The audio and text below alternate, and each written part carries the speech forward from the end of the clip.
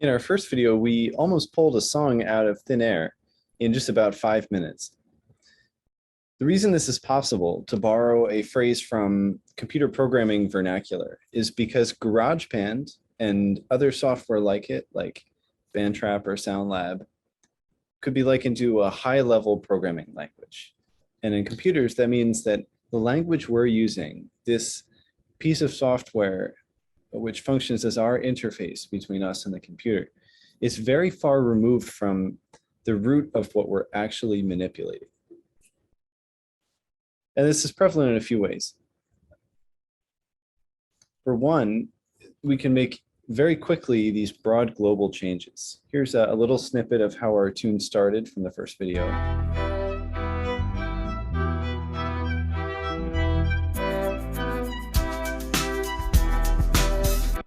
So we're manipulating a number of tracks at the same time of a whole bunch of different instruments too. And we can, with just the touch of a button, speed up every one of these tracks by the same amount. And further, we can kind of preserve the integrity of how many measures have gone by before certain other instruments enter. Here's what that looks like. We just type, let's speed it up a good bit, hit play.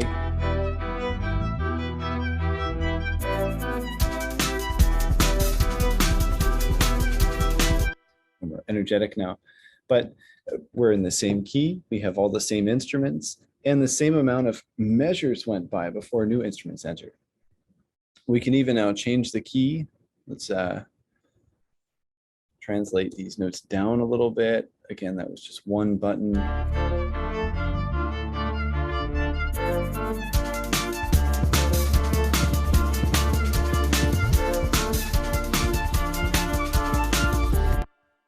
Quite the jam we've created.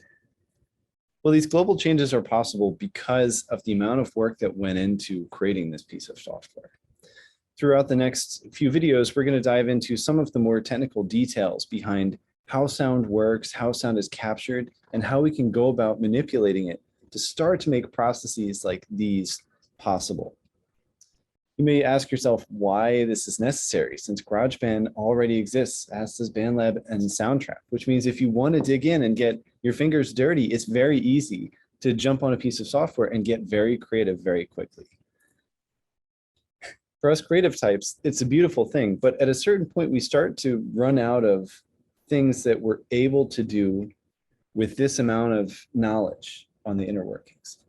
That may mean if you want to change keys or tempo partway through a song, it's less possible using this format. But if instead you understand the inner workings of how this tool works, then you could start to program in your own tempo changes using maybe a more flexible but less user-friendly piece of software. With that in mind, let's take a quick look at a few of the individual components here to start to think about how maybe they were created and how they fit together. This piece of software, our digital audio workstation, has a number of tools which are found fairly ubiquitously across other digital audio workstations. One of those tools is the ability to individually listen to just one track of our many tracks at a time. We can do that using our mute and solo buttons. Here's our solo button, and GarageBand, it just looks like a pair of headphones.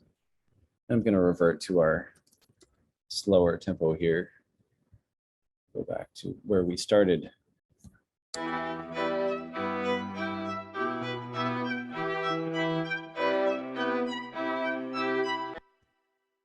If you've listened to string instruments before, this probably sounds like a real instrument. Something might have been manipulated. So it's possible that the key we're hearing is not actually the original key that these instruments were playing.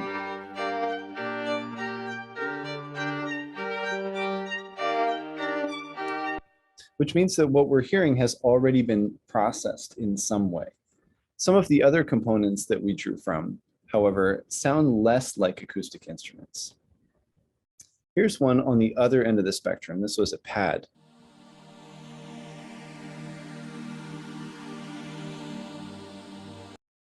While this is a sound you've probably heard before in other music, it's unlikely that you've heard an acoustic instrument make this kind of sound.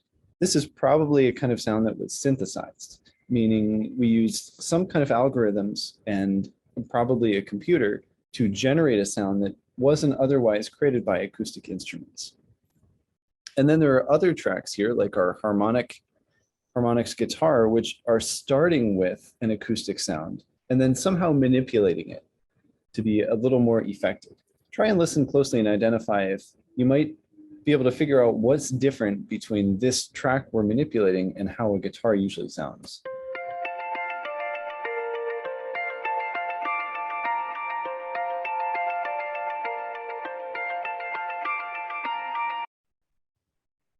There's one clue right at the end, which is that there's something sudden about how the track ends.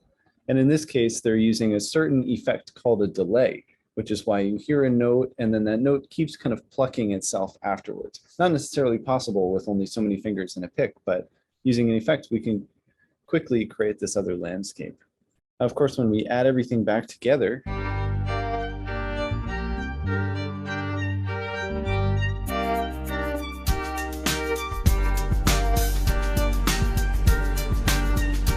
we get this beautiful swirling texture, which can only really be possible when we have access to so many different ideas we can drag together.